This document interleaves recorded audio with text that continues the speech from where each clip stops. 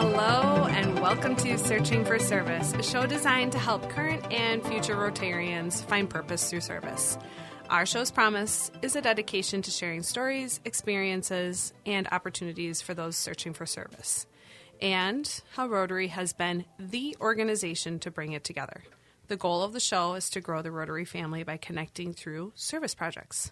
I'm Kelly Kirk. And I'm Joseph Kirk. Together we're going to do a deep dive into the heart of Rotary, service above self.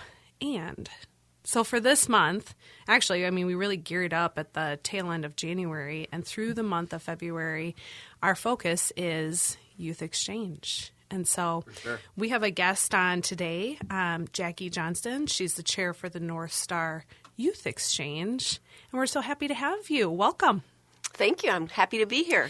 And she's in person, too. So it's always nice when we have somebody in person. We get to meet them. And she doesn't have to look at me the whole time. She's like, I get to see him all the time.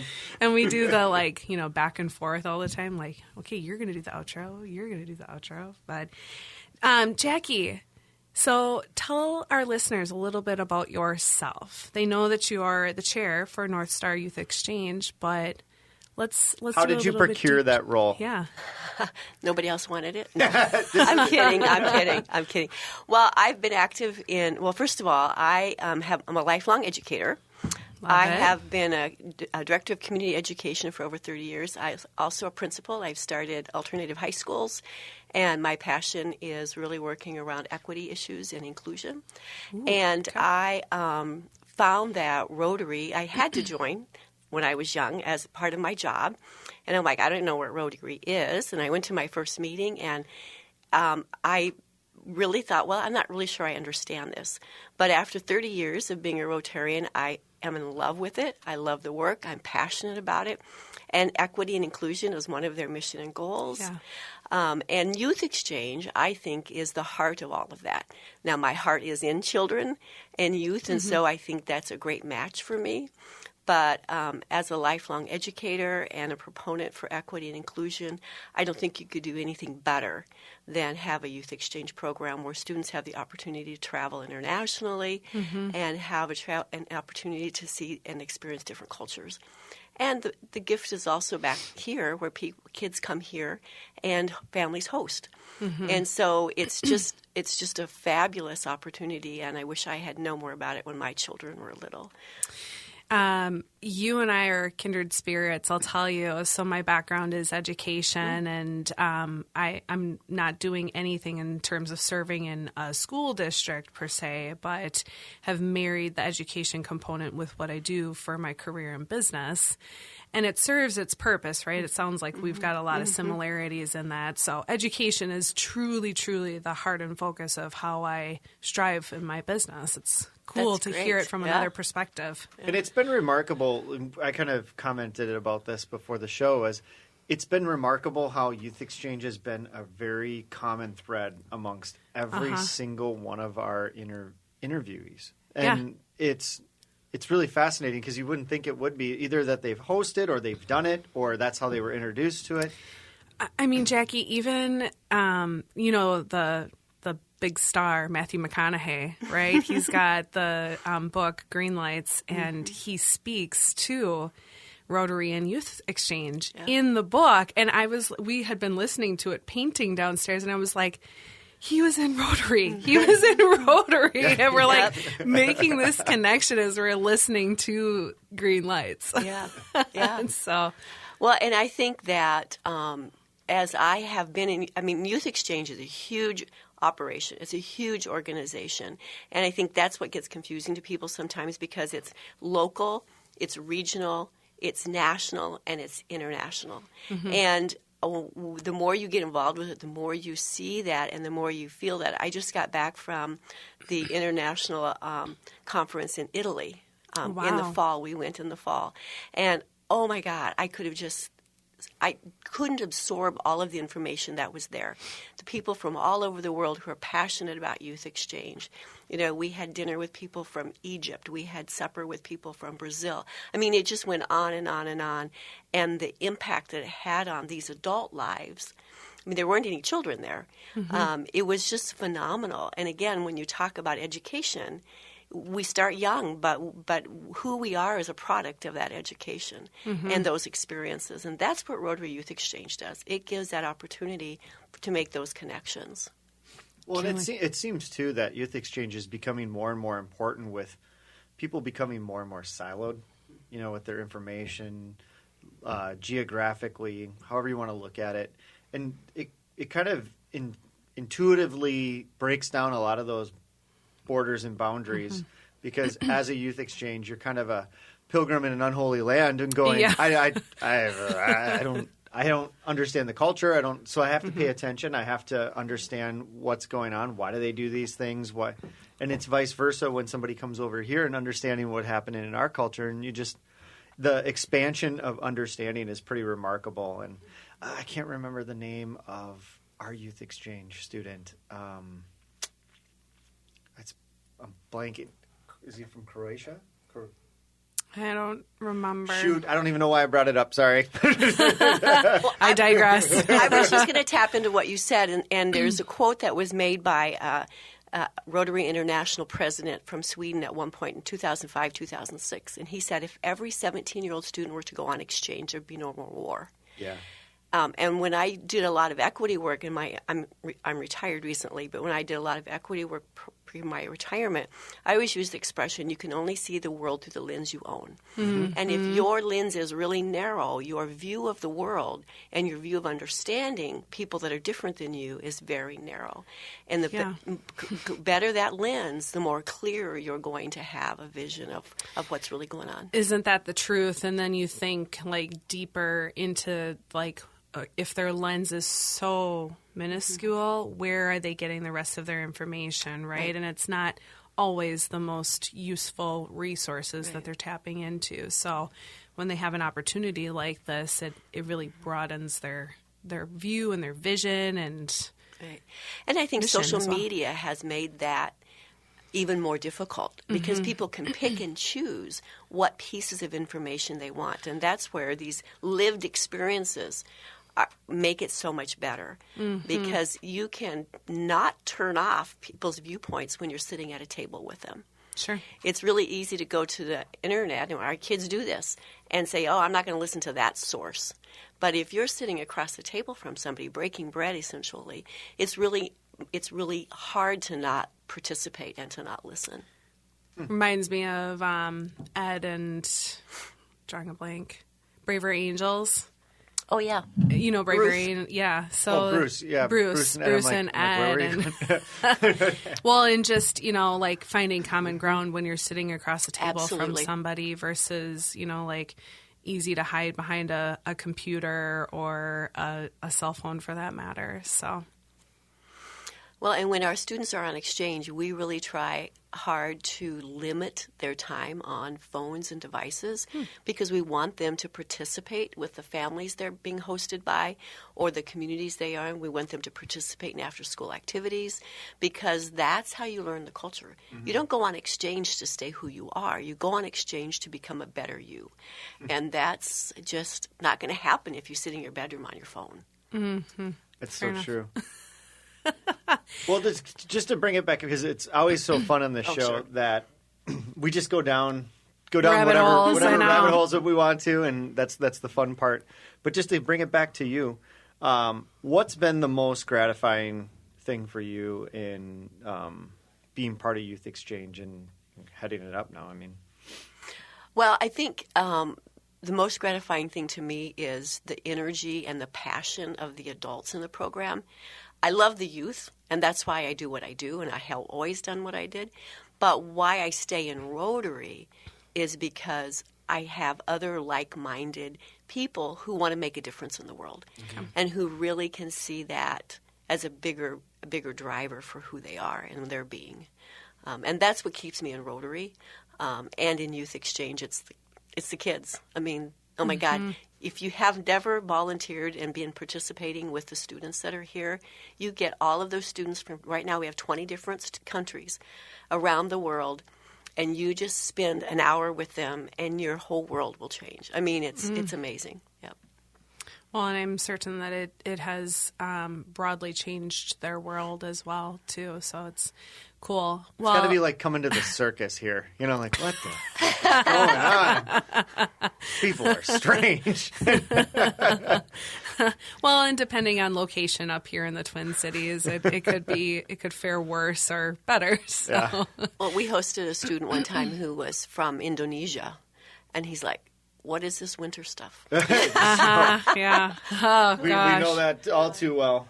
Well, so thank you so much for sharing a little bit more about yourself. I think in this next section, let's dive into North Star Youth Exchange and all about it. Okay. All right. As a reminder, you are listening to Searching for Service, brought to you by Rotary District 5950 and 5960. I'm Kelly Kirk. And I'm Joseph Kirk. We'll see you in the next section.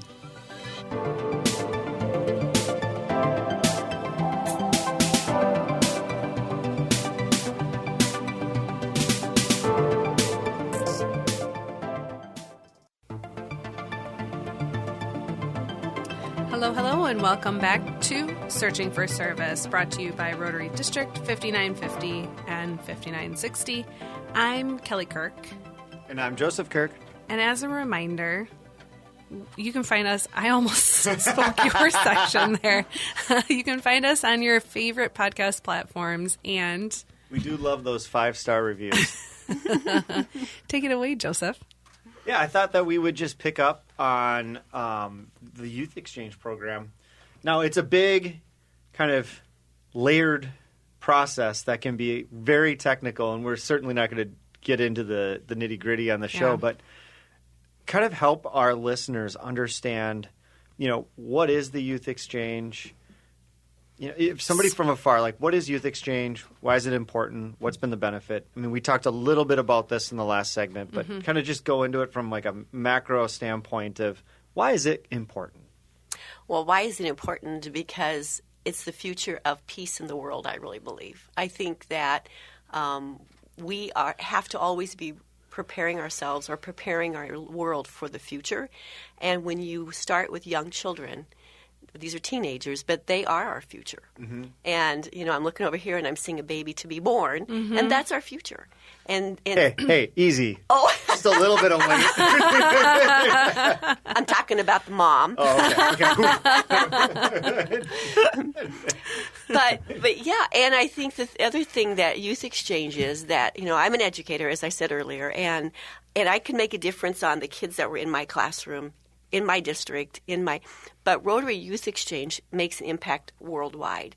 And so you had said, Rotary Youth Exchange is kind of complicated. It is. It's an international, global program. It's what you need to know is that it's also very local.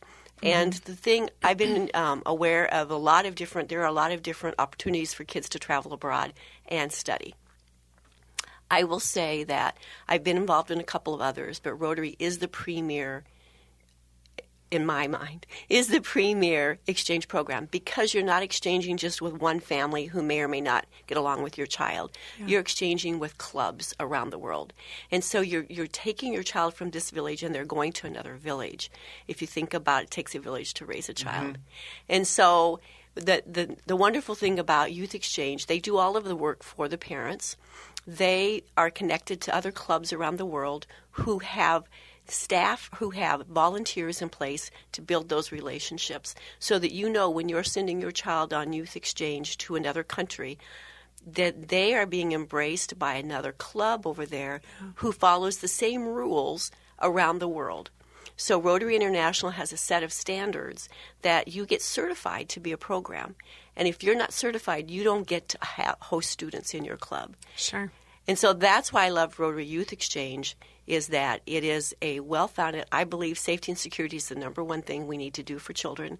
And that is our biggest indicator of success is that we have children who are safe and who are successful in these exchanges. And their experience is great, that they're meeting people, they're getting all of these cultural experiences, they're learning a new language. But as a parent, the most important thing is that they're going to be safe. Yeah, of course. Well, and there's high level of trust, good value system because we share the same type of values being part of Rotary. Mm-hmm. So there's a common language amongst all of the different cultures. I mean, right. It's kind of It's like this like universal language that we can all speak, right, and then feel very comfortable about. Mm-hmm. So, Jackie, can you share with our listeners, specifically North Star Youth Exchange? I know that it covers District 5950 and 5960, and for our listeners, just as a reminder, that's basically the state of Minnesota.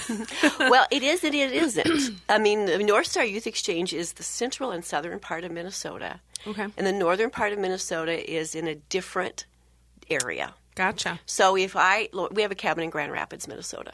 Okay. And they are not part of North Star Youth Exchange. They're a part of Central States, which is another huge group of people. Okay. So North Star is actually about the southern half of Minnesota and the western half of Wisconsin. Okay. And we got together and made a joint relationship so that we could help support all of the clubs within that area. So if our listeners are wanting to find out more about it from their local club, then they would just Google, so say you're in Stillwater Rotary, Mm-hmm. and then they would find the contact information for Stillwater Rotary. Stillwater is in North Star. But not every area in the state of Minnesota is in North Star. It's really kind of from the north of the metro south and then west. And a little Good to know that designation. Yeah. Wonderful. So every club, though, so it is a local too. So it's not just the district. So, because as an educator, I like to tell people, think about it. You think about your school district. Your child goes to a school in a district. But in that district, there are a lot of other schools. Mm-hmm. They're just part of the same district. So in our district, there are a lot of clubs, but they're part of the same district. Then you think about if you play athletics, then your district is part of other districts in a conference. Yep. Right? And so that's where North Star is like a lot of districts in the North Star Conference. If that makes it a little bit more. Yeah. Yeah, it actually does. Yeah. Nope. That's super helpful for us. I mean, like we shared, we're coming in, and it's an exploratory phase for us as well. We know enough about Youth Exchange, but it's also walk us through a little bit about the process. If let's say like my son wants to apply to be part of Youth Exchange, what does that process look like from? It's wonderful. We actually are going through that process right now. Usually we start our application process in the fall. We go to schools and we say, send us your children. And so they get kids and families who help us find students who are interested in exchange. Then there's an application process. You go to your local Rotary Club. You fill out your application. They sign it. Technically, it's called a guarantee form. That you don't have to remember that. But you get this form signed from your district, from your club, that says they will support you as an outbound student. You also then have to go to your school, and they sign saying that they will send your paperwork and that they will accept an inbound student. In Rotary, it's kind of a one-to-one, not always, but for the most part. If we send a student to Japan, they send a student from Japan here. Yeah. So it's kind of a one-to-one. Yep. Hence the name, Youth Exchange. Youth Exchange, right. We have a few exceptions. We work with an organization that supports districts in Africa that aren't financially able to support inbound Youth Exchange, so they only do outbound. Okay. And North Star right now has one student. Next year we'll have two that we support financially for those students to come here. Okay. What's the minimum age for that? So we do not allow students to exchange out unless they're 15 or older. Okay. And under 19. Okay. So 15 to 19. And the students don't have to have any kind of Rotary affiliation to apply, correct? No. I shouldn't say most. Many of our students do not. Okay. And that's fine because we're trying to spread the word. So, yeah. Great recruitment tool. That's right. Yeah. That's right. And then you had mentioned, too, that you also don't have to be a Rotarian to be a host family. Right. So we encourage and look for host families around the community. Now, if you're going to be a host family, you do have to be vetted, just so that parents know that these these aren't just random strangers somewhere. They have to. Every host family is vetted. They have a background check for anybody that's under the age of 18 or over the age of 18 living in their house. They go through the application process. They have home visits. But they do not have to be Rotarians. And some of our best host families who've done it for many, many years are still not Rotarians. We're still working on that, though. We would love them to become Rotarians, but you can always volunteer for Rotary and not be a Rotarian. We have a lot of events and things and ways that people can get involved that are not Rotarians. Well, you were mentioning that there's a lot of host families that were not Rotarians that do become Rotarians because of the process as well. So it's a great recruitment tool in that as well. It's kind of one of those like, I'm already kind of doing the thing. I might as well just keep doing the thing. Right. Yeah. Well, in fact, there's I don't know if you've interviewed Mike and Melanie DeLuca at all, but they are very, very prominent in North Star Youth Exchange. And they got in just because their student wanted to travel abroad. And they go, well, if he's going to do this and go to Rotary, we may as well do it. So that's just one example of people who have become very, very prominent in North Star Rotary because their students became exchange students. Name sounds very familiar. It sounds like it's on our queue. I think it is on our queue. I think it is on our queue. So I don't want to say yes or no because sorry, Mike. And they've been active in the foundation. So. Okay. Yeah. Cool. So I think... If not, maybe they should be. Duly noted. We're jotting a note down. Sorry, Mike and Melanie. Well, I think so. Just in... runway into our next section, we can talk about some of the challenges that you have encountered for the youth exchange program itself. So, cool. You want me to do that now? Nope, we'll do that. We'll do that for the next section. Hold the thought. Thanks, though. As a reminder, you are listening to Searching for Service. I'm Kelly Kirk. And I'm Joseph Kirk.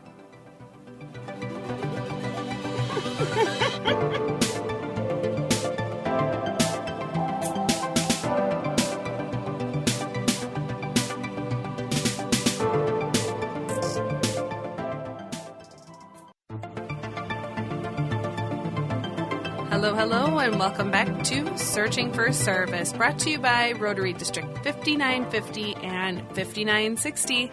I'm Kelly Kirk. And I'm Joseph Kirk. And as a reminder, you can find us on your favorite podcast platforms, plus... We love those 5-star reviews. 5. Give us a 5. High five. All right. As a reminder, if you are just tuning in for the first time, we have Jackie Johnston on as our special guest. She is the chair for North Star Youth Exchange. And so we've had an opportunity to get to know her. We've had an opportunity to get to know about Youth Exchange. Let's talk about some of the challenges. Specifically in the last few years when we weren't sending kids around the world. Boy, what's been the byproduct of all of that? Well, so I'm going to start with a layer of challenges. Okay. So the first layer of challenge is that it costs money to do youth exchange. Mm-hmm. And so before we had COVID, we were sending between 55 and 65 kids out a year. And that's a real nice place for us to be financially because then we can help support with scholarships and things like that for kids. Okay. With COVID, we had to shut down our program, and actually mid-year. So we had to send kids home mid-year, and they had to be quarantined. We had one student we sent home who was in my club, and he was from Italy. He got COVID on the airplane, had to go home and sit in a hotel room by himself for like 4 weeks. Oh my gosh! So it was a very, very difficult time. I think we call that prison. Yeah. Well, solitary confinement. Cannot even imagine. His mother actually brought his cat to stay with him, so he didn't have to be. But you know, that was back when COVID was so new. We were so afraid of it, and lots of horrible things were happening when people got COVID. So we had to find a way to get all of these students home. We had about 58 or 60 kids that year, and we had to get them all sent home. And then we had to shut down our programs. Mm-hmm. So now this year was our first year back from COVID. We had some students who had tried to go out during COVID, got and couldn't go, so they were still of the age that they could move forward this year, current year, 22-23. And so we sent out 35 students this year to 20 different countries. We have 44 students in this year from 20 different countries. But it's been a huge challenge. And then the other challenge I'll talk about is, and as an educator as well, is that the impact of COVID on our youth and their social emotional development. Oh, yeah. It's been just so challenging, and a lot of our students who, because of COVID, when things didn't go well, they just could go to their room and do their homework or, could just withdraw. And you really can't do that successfully on a youth exchange tour. And so it's been hard. A lot of our kids have struggled with social isolation. How do I, adjust to this country where I don't speak the language? And now, the last 2 years I've been able to just kind of hibernate in my bedroom. And now what? And so there's a lot of documented research saying that COVID has had a huge impact on the development of young people. Oh, yeah, for sure. See it. Yeah, I mean, go ahead. No, I was just saying, you see it. Yeah. You just see, I think the withdrawal piece is really a big one. I see that a lot in kids. I mean, I see it in adults, too. Adults, too, yeah. Yeah. I mean, I negotiate for a living, and the number of people that, fold like a cheap suit, it's interesting. Well, and they want to just stay home. I mean, look at our workforce. We're seeing people that just want to work from home. And so when we tell students, one of the things we tell students and their parents is when you go on exchange, we want you to try to go a month without talking to each other on social media or on the phone so that you can immerse yourself in this exchange. Well, these may be the very same kids who last year went in their bedroom and did nothing but social media, and so it's been a challenge, and so we're trying to rebuild, and we've actually recruited this year for the first time a person whose background is in counseling, so that she can Makes total sense. Help the students, but also help us adults who are trying to support these students who are out there and just are struggling to hang on. Yeah. And what do we tell them? How do we support them? And how do we support their host families? What'll be interesting is the data that's going forward, because we just kind of started up again, right? So is to see what the data looks like in 2, 3, 4 years, and if youth exchange is kind of breaking that barrier down that you're seeing. You're like, wow, our youth exchange students are actually coming back, and they've really seemed to shed this this thing that they had before, and it seems to be kind of an antidote to a lot of the things that we're dealing with. Hopefully. Right. Well, and we have been, so one of the other challenges we've had is just getting the word out there, because in the past we had students every year coming back new to the school saying, oh, this is a great experience, you should try it. Well, now we have a kind of a 2-year lapse where there's nobody new in the school saying to these kids, this was a great experience, you should try it. So we're hoping that we can, next year, so we've already done the application process for the 23-24 year. And that started in August.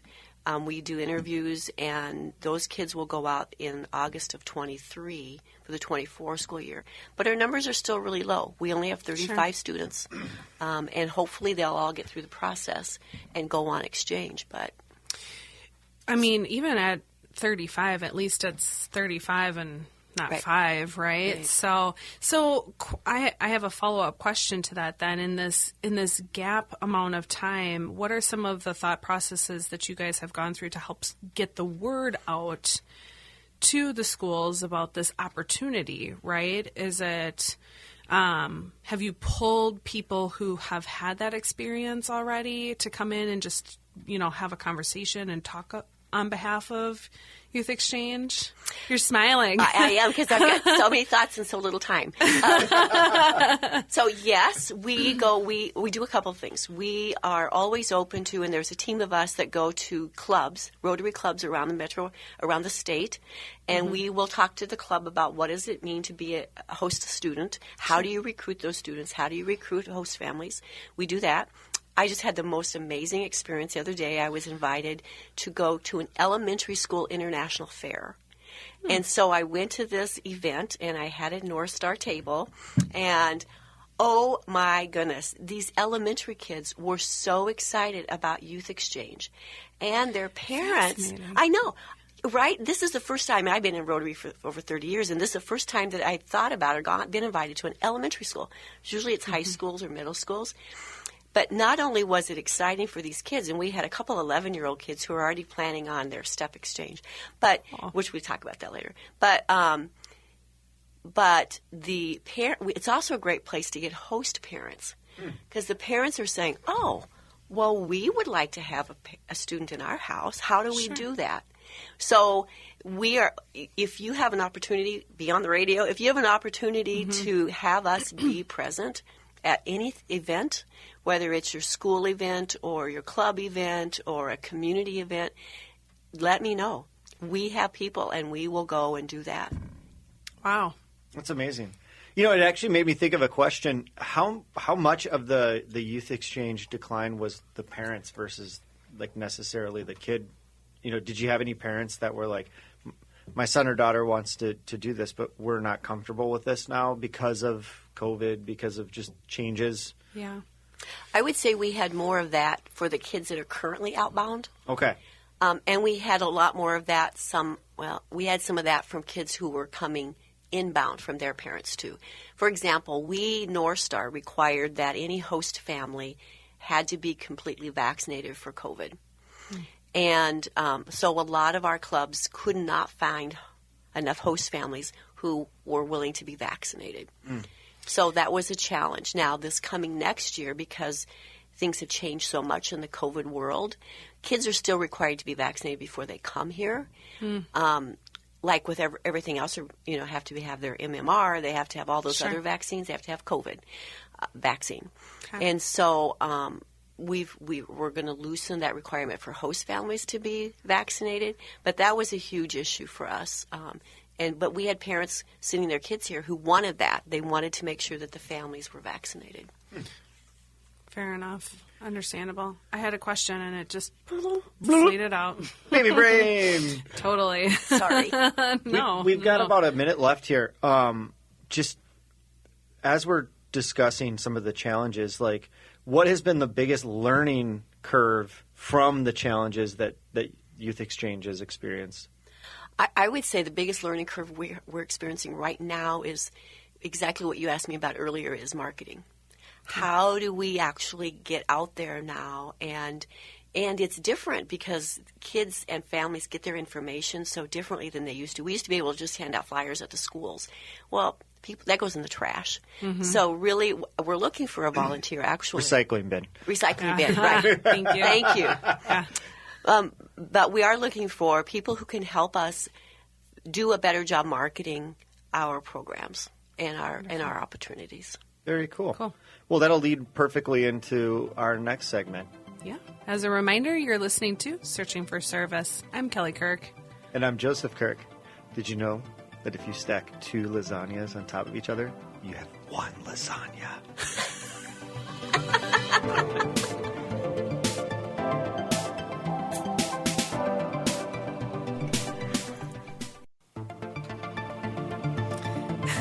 Hello, and welcome back to Searching for Service, brought to you by Rotary District 5950 and 5960. I'm Kelly Kirk.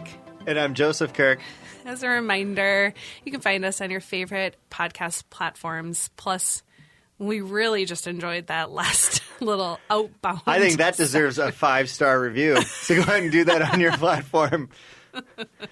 And stay tuned for those little tidbits in future episodes. Hope you enjoyed it. If you are tuning in for the first time, we have Jackie Johnston on from North Star Youth Exchange, and we've gone through all about Jackie. What is North Star Youth Exchange? Challenges that the exchange program has faced over the last couple of years, given COVID. But let's talk about, in the face of those challenges, there's obviously been opportunities, and with that comes vision of what comes next. So let's talk a little bit more about that. Well, if I could make a wish and have a vision, I would say that every youth student needs to have an opportunity to go on youth exchange. And I know that we have worked on that as North Star. Hence, we have the foundation as a way to get more financial assistance for kids, and really doing more of an outreach for kids who think maybe they could never do that because financially. I'm a grandmother. I have 6 grandchildren, and my dream would be they too would be those children going abroad, because I just see that the world, we are a global society. People can act like we're not, but we are. And our opportunity lies in understanding and embracing the differences and the similarities that we have around the world. That's awesome. I'm like, man, that's so good. Like, I wanted to be like, yeah, but, and I'm like, oh, that's pretty much complete and perfect. Yeah, it is. And thank you for sharing that. Above and beyond that, what are you seeing for opportunities for North Star Youth Exchange? So I think, well, first of all, our opportunity is to grow and to be more encompassing and to be more embraced in our communities, that it's not just a Rotary thing like we talked about before, that it can be a whole community, it's a whole village, and that you don't have to be a Rotarian to host a student, or you don't have to be a Rotarian to have your kids go on exchange. And so to realize that this can be a real future for our communities. And the fact that, if you want to get involved in North Star, we always have those opportunities. We're always looking for people that maybe they can't commit to a weekly meeting, but they certainly could host a student, or they certainly could volunteer to. Right now, one of the things we're looking for is we get all these applications for these kids in, and all of our kids' applications going out. And we are looking for somebody who might be a school nurse who would be wanting to look at the immunization records, because they come from all over the world and they come in different languages. Oh boy, sure. And I'm not a medical professional, nor am I a linguist. And so looking for people who would have those resources, that knowledge to look at that and say, oh, this is an MMR. And yeah, we have that. So there's just always opportunities to get involved in this program that makes such a huge difference on the lives of kids and families. I mean, it's not just the children, it's the family, it's the community. What is the legacy that you wish to leave for, whether that's North Star Exchange or just Rotary as a whole? What's going to be your legacy when we talk about you amongst the historians? Oh no. Well, what I would hope is that through my leadership and my involvement, is that we are bringing a passion and a compassion for kids and for our communities. Going on exchange is really difficult. In fact, just this morning, I was in conversations with some of my team, and how do we help students be successful?